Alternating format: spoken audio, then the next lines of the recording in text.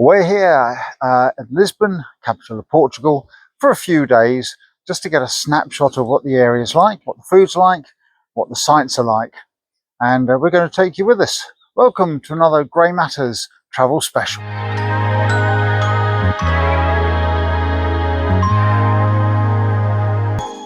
Hello and welcome to Grey Matters, the channel that promotes the fact that the older generation still matters and looks at issues that matter to the older generation.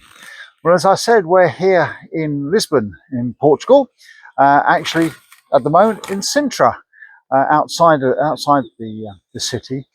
You may recognise our travelling companions Steve and Sue from a recent video we did about Chester a couple of months ago. They're with us again today. If the weather holds, and hopefully we'll stay dry, but it's been raining like mad recently. Anyway, are you ready? Let's go.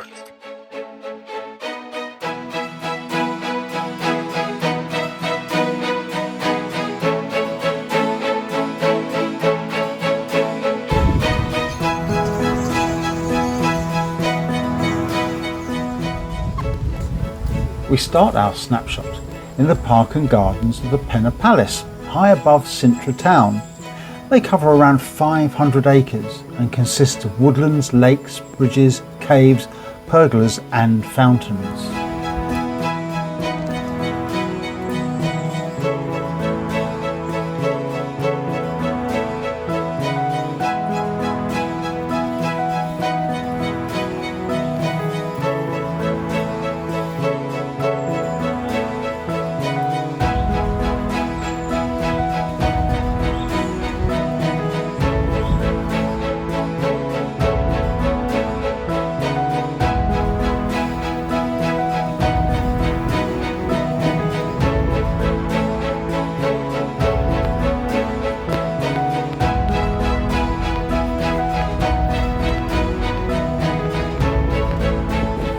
The palace was formerly a convent and monastery, and it was purchased by King Ferdinand II in 1838, and he immediately set about restoring, repairing and extending the building to make it his own fortified palace.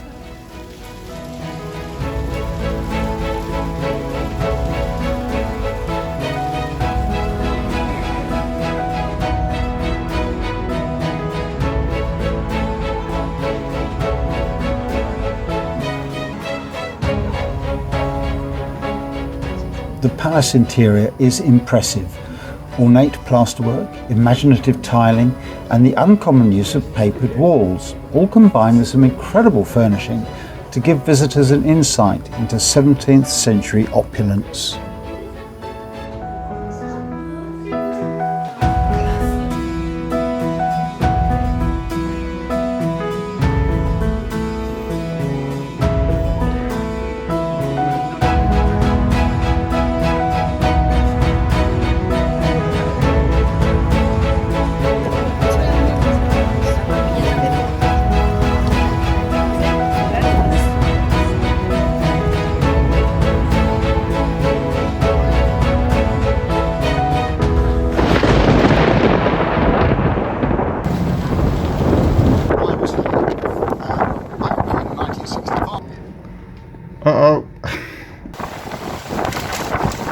We are literally soaked to the skin.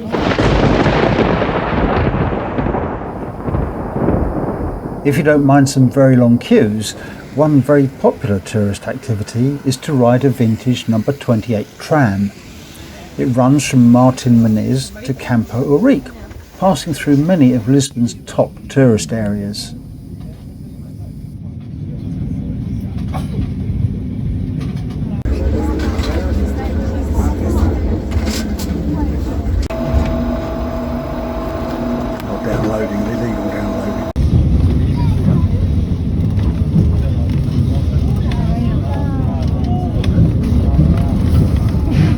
As it runs close to the waterfront, that's where we chose to get off so that we could see three iconic sites. And the first one was all about stuffing our faces. So, if you come to Lisbon, the one thing you've got to have is a pastel. Famous throughout, and the best place to get them is Pastel de Belém. which is by the Belém Tower, or near the Belém Tower, by the waterfront. And they're the sort of things, apparently you have one, it's not enough, you've got to have two.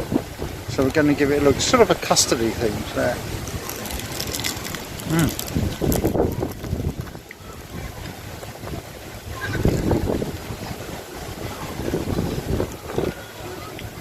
Crunchy, custody. Oh my god. Delicious. The second location was the Discovery Tower.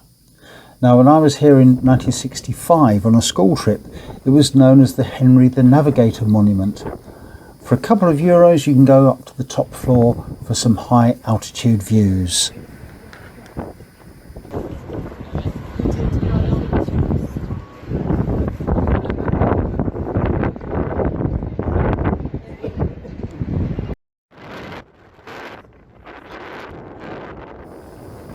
The third location was the Belém Tower itself, but be warned, at peak times you might need to queue to join a queue to enter. It's probably best to go as early in the morning as you can. We came here for breakfast yesterday morning. It's called the Marquês de Pompeu, or something similar to that. We had Pompeu, thank you. We had an excellent breakfast yesterday morning, so we're back for more. And the girls have ordered fruit. Happy birthday.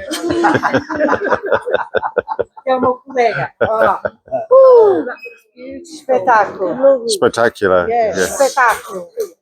Thank you. Agora não podem comer. So that's your bit. That must be mango. Oh, now look what you've done. Can't take him anywhere, can you? Peter doesn't want any. Hello, well, today we've gone on a big bus tour, and contrary to one criticism on one of our travel videos that said they're a rip-off, we disagree. The prices are the same virtually all over the world. You get the commentary that gives you lots of the local history, and it's a really good way to orientate yourself to the city that you're in. So today we're doing what they call the Belém route, which takes down to the waterfront. Where we were the other day, and then we'll be doing the castle route. It's £28 per person for 48 hours, which is actually not that bad. So let's have a look and see what we're going to see today.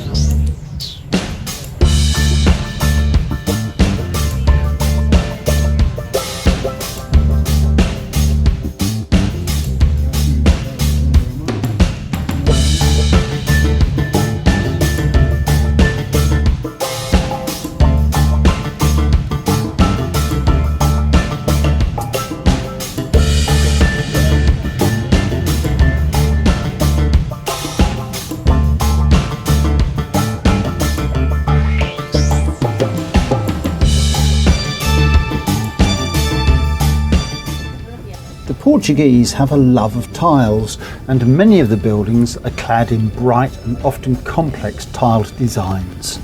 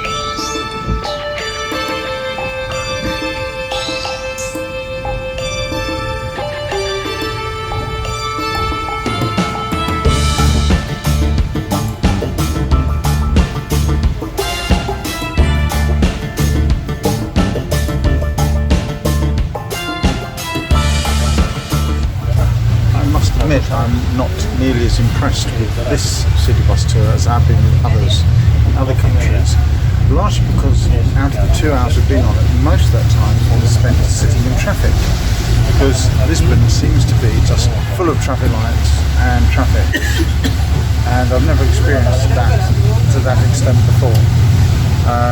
And of course it's pouring rain, which doesn't help.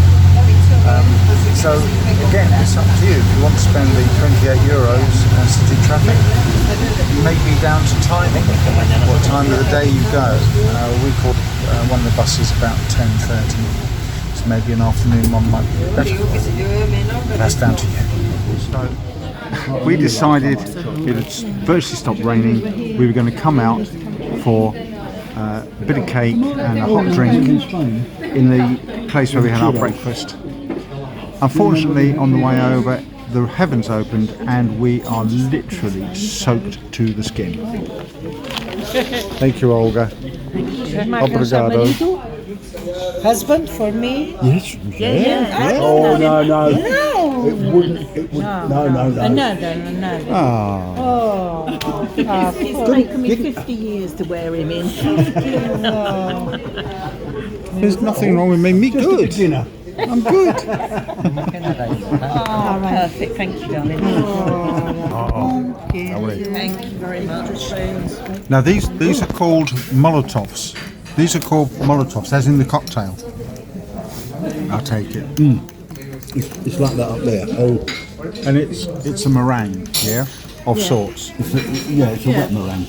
A wet meringue. And what's it like, Steve? Lovely. Will you try? Right.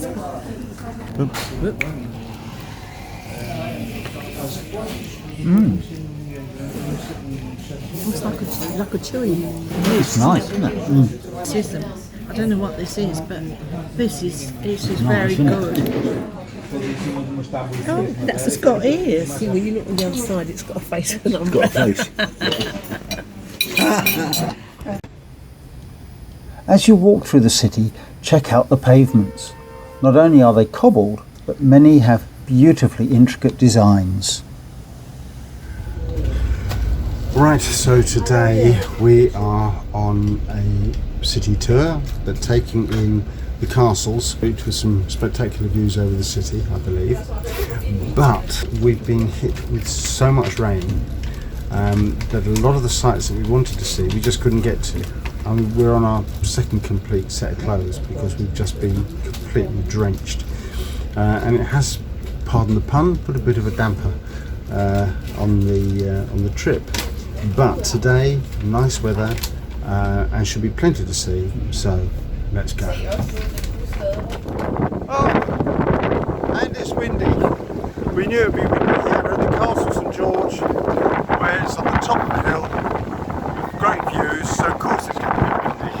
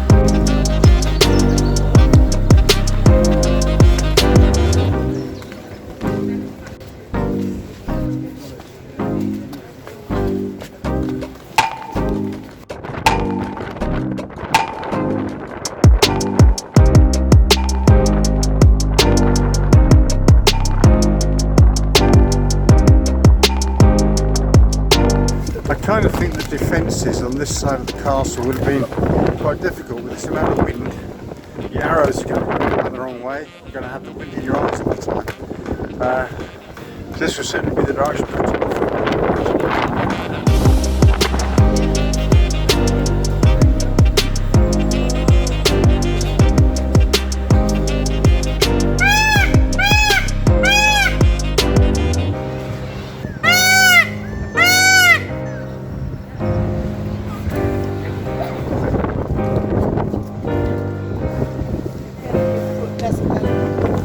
Well, we got caught in the rain again, ended up buying a waterproof poncho Mac thing because this coat is not waterproof anymore, and after the 2 soakings we had in the last couple of days I wasn't going to get soaked again, but there you go. Worst weather I've seen in Portugal for a long time. We've seen the castle now and we're waiting for the hop-on hop-off bus to go to the next destination. And that destination is the Santa Justa elevator, an 18th century engineering marvel that transports passengers up 45 metres for the best panoramic views within the city.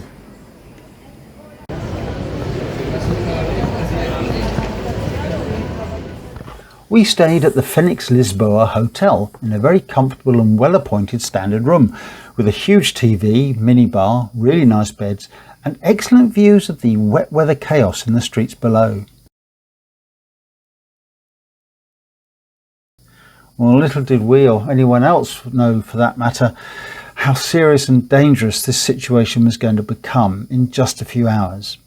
But with that in mind, let me get back to the studio for the closing comments I was unable to make on location. Well, thank you me, out there on location. As you may have gathered, we got pretty wet in Lisbon, and the day before we left, a tornado whipped across the river close to the city. Now we missed it thankfully because we were holed up in our hotel for the afternoon. And the following morning we flew as planned back to the UK. And that afternoon the rain came back with a vengeance. The city was badly flooded. The footage you're seeing came from Disasters on Cam and the World Storm Chasers channels. I'll leave the links below in case you want to see the videos in full. And it was a real shame. The weather prevented us from showing you some of the sites and the activities available. We had planned to show you Sintra itself and the impressive ruins of a nearby Moorish castle, a beautifully ruined monastery, the funicular railway, and perhaps we would have taken you with us on a wine tour. However, what we did see was brilliant. The Pena Palace was especially good, and I'm sure that a visit there will be a highlight of your trip. Now, when it comes to the bus sightseeing tour, we've taken many of these around the world, and you may have gathered that I wasn't too impressed with this one. It was mainly 2 hours of sitting in traffic, which is obviously very disappointing, as was the audio commentary. Now, you might think that I'm nitpicking a bit, but the narrator had a really annoying, syrupy, musical tone to his voice, more suited to children's television, if I'm honest.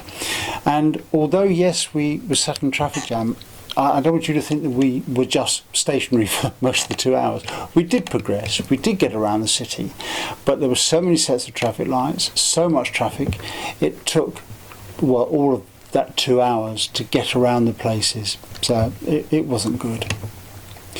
But as for the people, well, they are some of the loveliest and friendliest we've ever met.